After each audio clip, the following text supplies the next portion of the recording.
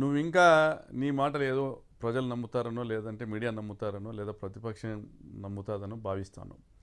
నీ కుమారులు వారి ప్రోత్సాహము, నీ తమ్ముళ్ళ ప్రమేయము, వారి కుమారుల ప్రమేయము, వీటన్నిటి వల్లనే లింగమయ్య అనే వ్యక్తి హత్య గావించబడ్డాడు. ఈ వాస్తవాలు ప్రజలకు తెలుసు. నీ నీ యొక్క నేరము ప్రజల దృష్టిలో నాటుకుపోయింది. మీ కుటుంబపు నేర ప్రవృత్తి గురించి రాష్ట్రమంతా తెలుసు. నీ భర్త 100 కూనీలు చేయించినాడనేది రాష్ట్రమంతా తెలుసు.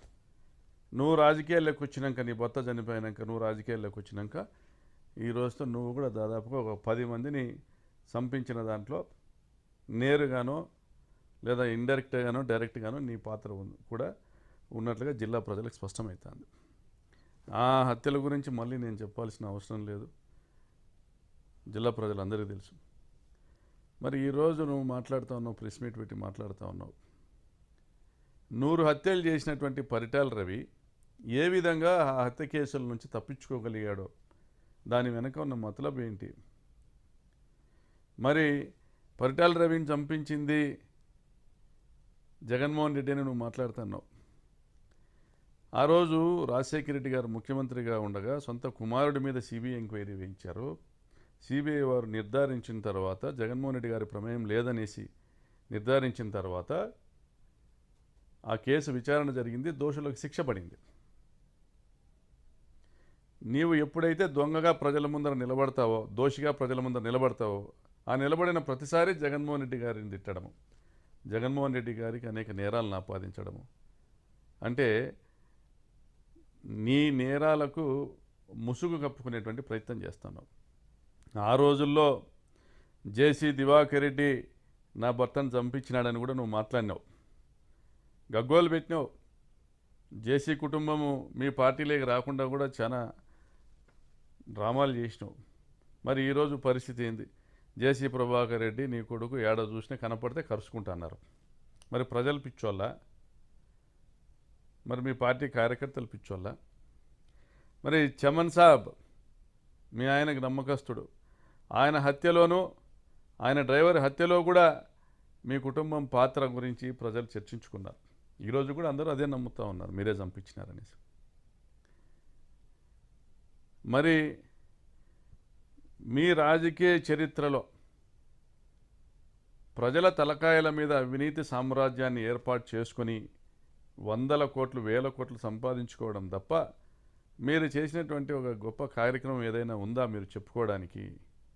ఏదీ లేదు. కాబట్టి 2009లో నేను మొదటిసారి పోటీ చేసినప్పుడు 1707 ఓట్లతో గెలిచావు నా మీద. 2014లో 7700 ఓట్లతో గెలిచావు. అది కూడా మా కాంగ్రెస్ పార్టీలో జిల్లా స్థాయి నాయకులు ఒక 2-3 నీకు గట్టిగా సాయం చేస్తే నువ్వు బయటపడినావు.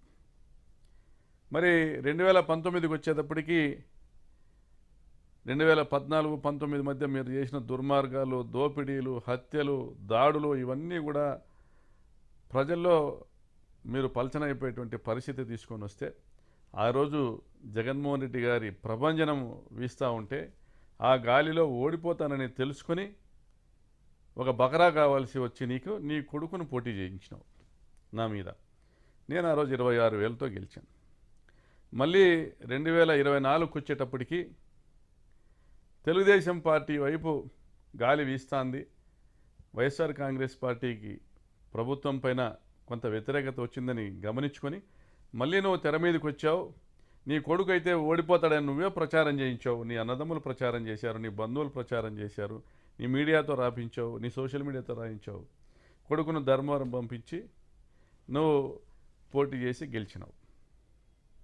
మరి నిజంగా మీరు దేశోద్ధారకులయ్యి దేశ సేవ చేసింటే మీకు ఓటమి అనేది ఉండకూడదు. మరి మీ ఆయన అంత గొప్ప జాతి నాయకుడో జాతీయ నాయకుడో ఏంటి, నీ కొడుకు ఓటమి రాకూడదు. మీ కుటుంబం యొక్క డొల్ల చరిత్ర జిల్లా అంతా తెలుసు, ఈ రాష్ట్రానికి అంతా కూడా తెలుసు. మీ వల్ల అనంతపురం జిల్లాకు ఫ్యాక్షన్ మరకలు అంటడము వాస్తవం కాదా సునీతమ్మ? మీ వల్ల తెలుగుదేశం పార్టీకి చెడ్డ పేరు రావడం వాస్తవం కాదా? నీ భర్త కాదా వైటీ ప్రభాకర్ రెడ్డి మడకశిర మాజీ ఎమ్మెల్యే గారి ఇంటి మీద బాంబు దాడి చేయించింది? నీ భర్త కాదా గాదిలింగప్పని చంపించింది? నీ భర్త కాదా స్వర్గీయ మాజీ మంత్రి జీనాగిరెడ్డి గారి ఆఫీసు మీద బాంబు దాడి చేయించింది? తెలుగుదేశం పార్టీలో మీ దాడుల వల్ల నష్టపోయిన వాళ్ళు ఎక్కడున్నారు ఈరోజు? నీ భర్తకు టికెట్ ఇప్పించిన సిసి వెంకటరాముడు, సరిపూడి సూర్యనారాయణని అంచివేసింది మీ భర్త కాదా? మరి దుర్మార్గంగా పార్టీలకు అతీతంగా మీరు చేసిన దారుణాల వల్ల నష్టపోయిన వాళ్ళు వందల వేల మంది ఉన్నారు. అయినా వేల సార్లు నువ్వు నీ భర్త హత్యను తెర మీదకి తీసుకొచ్చి రాజకీయంగా లబ్ధి పొందాలనుకుంటావు.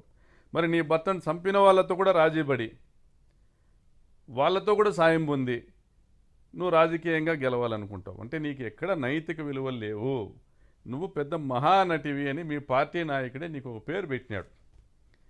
నువ్వు ఎలా కావాలంటే అలాగా ఒక ఊసర విలుల రంగులు మార్చి చంద్రబాబు గారు అధికారంలోకి వస్తే నా భర్తను చంపినారని పోతావు, మంత్రి పదవి కావాలంటావు, నా కొడుకులను చూడండి అంటావు. నువ్వు రాజకీయంగా లబ్ధి పొందేదానికి, ఆర్థికంగా లబ్ధి పొందేదానికి నీ భర్తను ఉపయోగించుకుంటావు. కాంగ్రెస్ ప్రభుత్వమో వైఎస్ఆర్సీపీ ప్రభుత్వమో ఉంటే చంద్రబాబు నాయుడు మాకు అన్యాయం చేసినాడని చెప్పి అది నమ్మేటువంటి ఒకరిద్దరు పెద్దల దగ్గర పోయి గోడ చెప్పుకుంటావు, అన్ని విధాల లబ్ధి పొందుతావు. ఆ రోజు కిరణ్ కుమార్ రెడ్డి ప్రభుత్వంలోనూ అన్ని విధాల లబ్ధి పొందినావు. మొన్నటి వరకు మా ప్రభుత్వంలో కూడా మీ ఇంటి చుట్టూ వేల కోట్ల గ్రానైట్ తవ్వకాలు జరిగితే దాని మీద ఎంక్వైరీలు వేస్తే కూడా మీ మీద చర్యలు లేవు. నీ క్రషర్లు 5 సంవత్సరాలు మేము అధికారంలో ఉన్న 5 సంవత్సరాల పాటు నడుపుకున్నావు, వ్యాపారం చేసినావు, కర్ణాటక కంకర్ దోలి అమ్ముకున్నావు, గ్రానైట్ క్వారీలు కొత్త లీజులు తెచ్చుకున్నావు నీ బినామీ కంపెనీలకి. అనంతపురంలో 100 కోట్ల రూపాయల మల్టీప్లెక్స్ కాంప్లెక్స్ కట్టినావు. కియా ఫ్యాక్టరీ దగ్గర అప్పటికే నీకు ఉన్న 100-150 ఎకరాల భూములకు తోడు మళ్ళీ భూములు కొన్నావు. మరి నీ భూములకు ఏపీఐసి నిధులతో రోడ్లు వేయించుకున్నావు. మరి ఏ ప్రభుత్వం ఉన్నా మరి నీ ఆర్థిక వనరులను కాపాడుకుంటావు. ఏ ప్రభుత్వం ఉన్నా నీ పని జరిగేలా చేసుకుంటావు. నువ్వు ఇంత గొప్ప మహానటివి కాబట్టే నీ భర్తను చంపినారని నువ్వు ప్రచారం చేసిన జేసీ కుటుంబాన్ని కూడా ఆలింగనం చేసుకునేటువంటి పరిస్థితి నీకుంది కాబట్టే నువ్వు ఏం చెప్పినా ప్రజలు నమ్ముతారనే ఒక నమ్మకం నీకు వచ్చి నువ్వు 14-19 మధ్యలో అబద్ధాలు చెప్పినావు. 19-24 మధ్యలో కూడా మా మీద దుమ్మెత్తి పోసినావు. దుర్మార్గంగా దారుణమైనటువంటి అబద్ధాలన్నీ కూడా మా మీద. మేము పేదలకు సాయం చేస్తా, ఈ ప్రాంతంలో గతంలో పరిటాల రవి హయాంలో ప్రజాస్వామ్యము కూనీ చేయబడి ఉంది, ప్రజాస్వామ్యాన్ని చెరబట్టినారు మీరు. మీ వల్ల వేల మంది ఊర్లు వదిలినారు, మీ వల్ల వందల మంది కనుమరుగైనారు. మిమ్మల్ని కట్టడి చేసి ఈ ప్రాంతంలో ప్రజాస్వామ్యాన్ని నిలబెట్టాలని మేము రాజకీయాల్లోకి వచ్చినాం. ఏ ఫ్యాక్షన్ కుటుంబం దగ్గరికి వెళ్ళకండి, మీ బతుకులు మీరు బతకండి అని దాదాపుగా 2-3 వేల కుటుంబాలకు మేము ఉచితంగా బోర్లు వేయడమా, గొర్రెలు పంపిణీ చేయడమా, వివిధ రకాలుగా సాయం చేశాం. అది నచ్చే జగన్మోహన్ రెడ్డి గారు కానీ రాజశేఖర రెడ్డి గారు కానీ మమ్మల్ని ఆదరించినారు.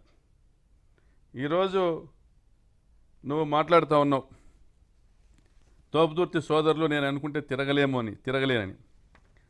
తోపుదుర్తి సోదరులు ప్రతి గ్రామంలోనూ తిరుగుతారు. ఎందుకంటే ప్రతి గ్రామంలో కూడా తోపుదుర్తి సోదరుల వల్ల సాయం పొందిన వాళ్ళు ఉన్నారు. ప్రతి గ్రామంలో కూడా తోపుదుర్తి సోదరులు మేము ఇది చేసినామని చెప్పుకోవడానికి ఉన్నాయి. మళ్ళీ మొన్న జరిగినటువంటి హత్య విషయంలో కూడా, లింగమయ్య హత్య విషయంలో కూడా మేము వైఎస్ఆర్ కాంగ్రెస్ పార్టీ నాయకులు రెచ్చగొట్టినారు, అందుకే మా తమ్ముళ్ళు చేసినారని నువ్వు చెప్పుకుంటా ఉన్నావు. మీ తమ్ముళ్ళు హత్య చేసిందని నువ్వే చెప్పుకుంటా ఉన్నావు. మేమే మా తమ్ముళ్ళు హత్య చేసినా మేము వాళ్ళని కోర్టుకు హాజరు పెట్టామని నువ్వు చెప్పుకుంటున్నావు. పరిటాల సునీతమ్మ, చివరిగా హెచ్చరిస్తా ఉన్నా, జగన్మోహన్ రెడ్డి వస్తాడు, వచ్చినాక మీ కుటుంబ నేపథ్యాన్ని మొత్తం కూడా అక్కడ ప్రజలు ఆ ప్రాంతంలో పాపిరెడ్డిపల్లి గ్రామంలో నీ కొడుకు ప్రమేయం ఏంది, నీ తమ్ముని కొడుకుల ప్రమేయం ఏంది అంతా కూడా తెలియజేస్తారు జగన్మోహన్ రెడ్డి గారికి. ఈరోజు నీది జరగచ్చగాక నీ దుర్మార్గాలు ఇంకా కూడా నువ్వు కొనసాగించవచ్చు. మీ ప్రభుత్వం ఉన్న